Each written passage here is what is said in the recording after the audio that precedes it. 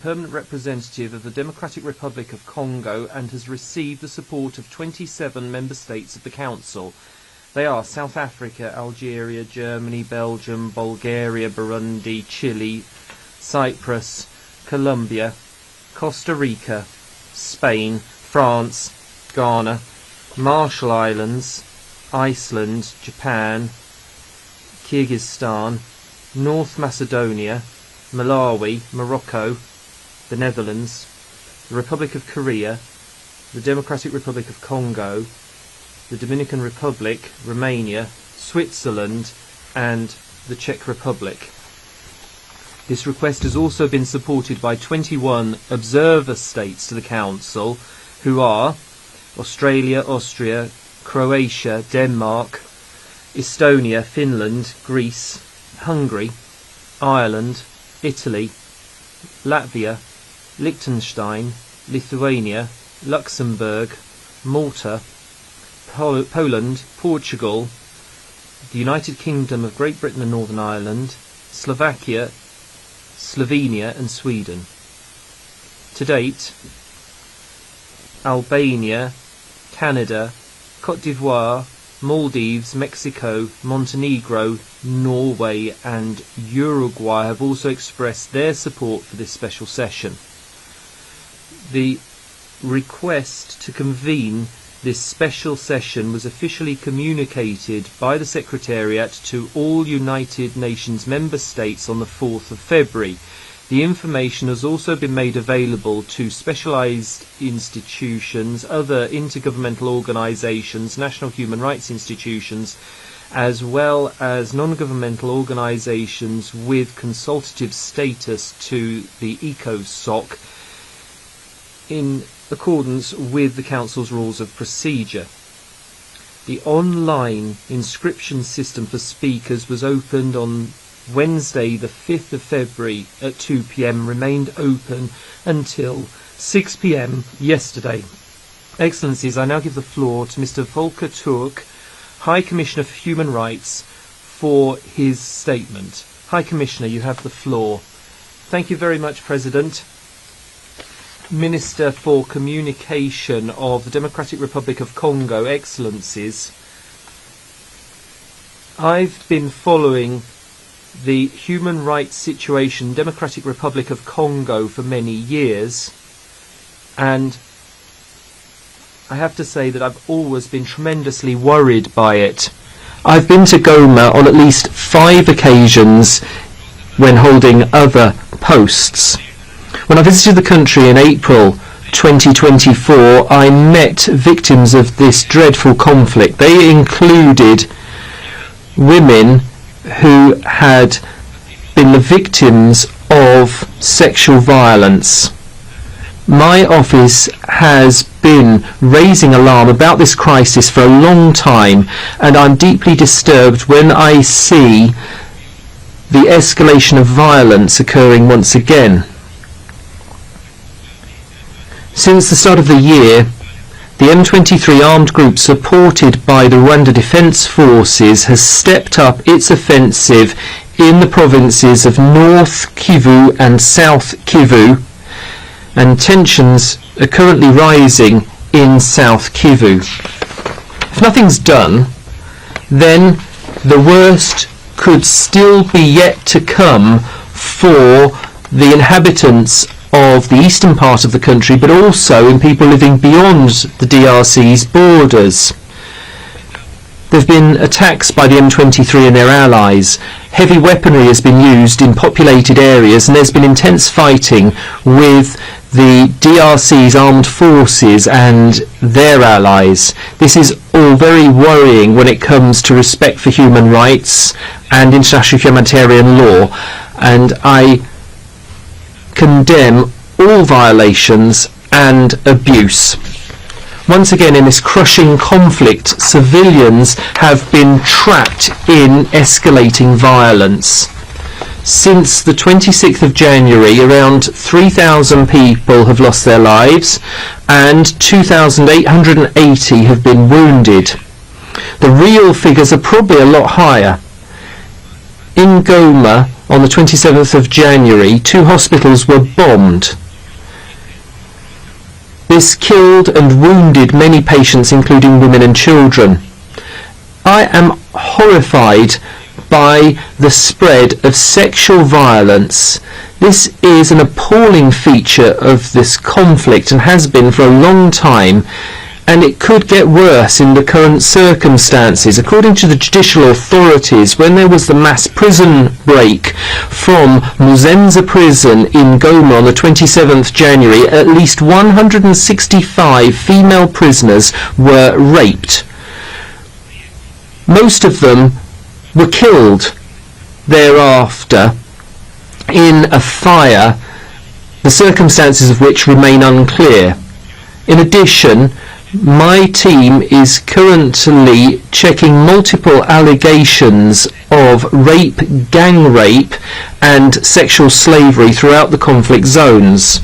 Hundreds of human rights defenders, journalists and civil society activists have reported to my office that they've been threatened or being searched for by the M23 and Rwandan forces. We have also been providing protection to endangered judicial authorities. I'm really worried and concerned about the proliferation of weapons and the high risk of forced conscription and recruitment of children. Credible reports indicate that M23 has bombed electricity transmission towers that enable water to be supplied to civilians. This fighting has exacerbated a terrible humanitarian crisis, which is the upshot of persistent human rights violations. Since the start of January, over 500,000 people have been displaced. This is in addition to the already displaced 6.4 million people. I'm also disturbed at the allegations of forced returns of thousands of displaced people to their homes in North and South Kivu without any guarantee of their safety or access to basic services. This is therefore a return without dignity. Goma Airport, which is so important for humanitarian aid, was rendered inoperable by the M23 and Rwandan forces. Warehouses belonging to the MONUSCO mission and humanitarian organisations have been looted. Excellencies, the risk of violence escalating throughout the sub-region has never been higher. All those with influence over the parties involved, be they states or non-state actors, must step up their efforts to avert a conflagration and to support peace processes. It's also vital that we analyse the political economy of this conflict. I've always been struck by the fact that people in eastern DRC face terrible suffering, whilst many of the products that we consume or use, such as mobile phones, are produced using minerals from the east of the country. So we're all implicated. Those who think they can reach a solution to violence through military means are wrong. An even deeper and wider conflict would have even more devastating consequences for civilians. I call on all parties to lay down their weapons and to resume dialogue within the framework of the Luanda and Nairobi processes. I hope that today's meeting in Dar es Salaam will produce tangible results. We must ensure that the meaningful participation of women in these processes is guaranteed. In the meantime, all parties to conflict must respect international human rights law and international humanitarian law. The M23 Rwandan forces and all those supporting them must facilitate access for humanitarian aid. Air, land and lake routes must be reopened to establish humanitarian corridors and guarantee the safety of humanitarian actors. In these circumstances, it's crucial to establish the facts and bring perpetrators of offences to justice. We must therefore open up an independent, impartial investigation into human rights violations and abuses and violations of international humanitarian law committed by all parties. I offer my office's support in this regard. I also welcome this week's appeal by the International Criminal Court to all parties concerned to submit information on the situation in the DRC. And I reiterate the United Nations Secretary General's call to the Rwanda Defence Forces to cease all support for the M23 and to withdraw their soldiers from the DRC. The military path is not the answer to the political, social and economic challenges which are at the root of this conflict, including the illegal exploitation of natural resources. In line with the principles of due diligence, states must ensure that any support, financial or otherwise, does not fuel serious human rights violations. Corruption within state institutions must also be tackled. Such institutions must be made efficient and social cohesion restored throughout the country. Press freedom and civic space must be preserved. Hate speech and other forms of incitement to discrimination and violence only stoke conflict and political tension. They're completely unacceptable and ways must be found to confront them. I call on political and community leaders to play a positive role in promoting social cohesion. Excellencies, the Congolese people have been suffering terribly for decades.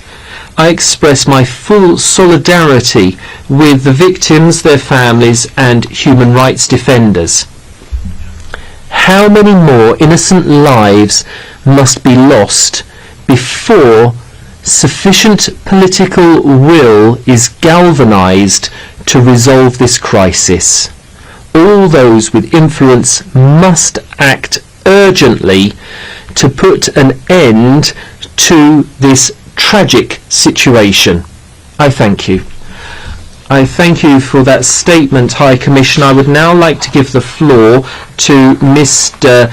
Surya Deva, Chair of the committee, the Coordinating Committee for Special Procedures via video conference. You have the floor, sir. Thank you, Mr. President, Excellencies and distinguished delegates.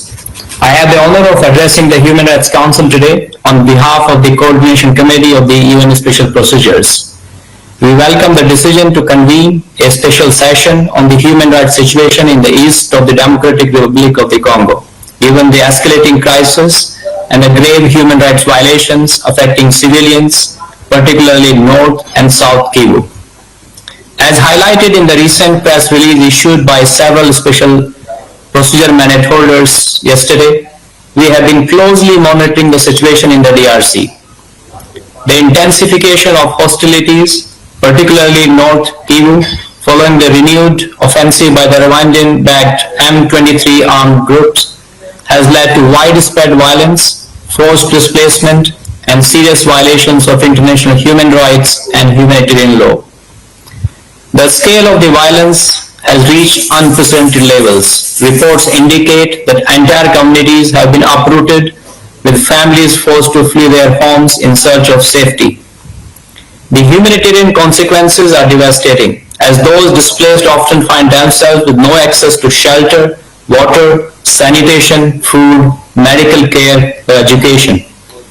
Women and children are particularly at risk, facing heightened exposure to gender-based violence and trafficking for purposes of sexual slavery. We are also concerned at the devastating impact on children, who are at serious risk of all 6 grave violations against children in armed conflict. In recent weeks, over 700,000 individuals have been displaced due to these hostilities, adding to the already staggering figure of 6.7 million internally displaced persons in the DRC, as also mentioned by the High Commissioner. The indiscriminate bombardment of densely populated areas, including displacement camps, has resulted in mass civilian casualties and triggered panic and forced returns under unsafe conditions. There are also reports of summary executions and civilians being subjected to forced conscription and labor. Reports indicate that M23 movement has systematically dismantled displacement sites in areas under its control, forcing individuals to return to their areas of origin without guarantees of safety or dignity. Thus, displacement sites, which should offer refuge, have instead become sites of renewed violence. Hospitals in the region are overwhelmed, struggling to cope up with the influx of injured civilians amid shortage of medical supplies, personal and essential medicines. Moreover, humanitarian access to conflict-affected areas remains severely restricted, with aid workers facing security threats, looting of relief supplies, and targeted attacks on humanitarian facilities. This has significantly hindered the delivery of life-saving assistance. The collapse of infrastructure in affected regions has severely disrupted essential services, including education and healthcare. The destruction of medical facilities has left countless individuals without access to urgent medical care. This is particularly concerning for vulnerable populations, including indigenous Pygmy peoples, persons with disabilities, older persons, and victims of conflict-related sexual violence who face significant barriers in accessing assistance. Mr. President, we reiterate our urgent call for all parties to the conflict to adhere to their obligations under international humanitarian and human rights law. We call for the immediate cessation of attacks against civilians, the protection of civilian infrastructure, and unimpeded access for humanitarian actors to deliver assistance to those in need. We also call on all parties involved in the conflict to refrain from supporting or using mercenary-related actors. We echo the Secretary General's appeal for Rwanda to cease support for M23 and withdraw from the DRC territory. The forced return of internally displaced persons to their areas of origin must end.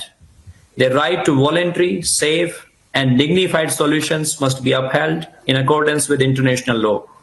Equally, the targeting of human rights defenders, ethnic minorities, journalists, and humanitarian workers must stop. The international community has a moral and legal obligation to act decisively. We urge member states to increase humanitarian funding to ensure the continued provision of essential services and assistance to displaced populations. In addition, coordinated diplomatic efforts must be intensified to support peace negotiations and to hold accountable those responsible for violations of international human rights and humanitarian law. We also call upon regional actors, the international community, and businesses to intensify efforts to achieve a peaceful resolution to the crisis and prevent further deterioration of the situation. Finally, we stress the need for independent investigations into all reported human rights violations, including attacks on civilians, sexual and gender-based violence, and other abuses perpetuated during the conflict. Establishing robust accountability mechanisms is critical to preventing impunity and ensuring justice for victims.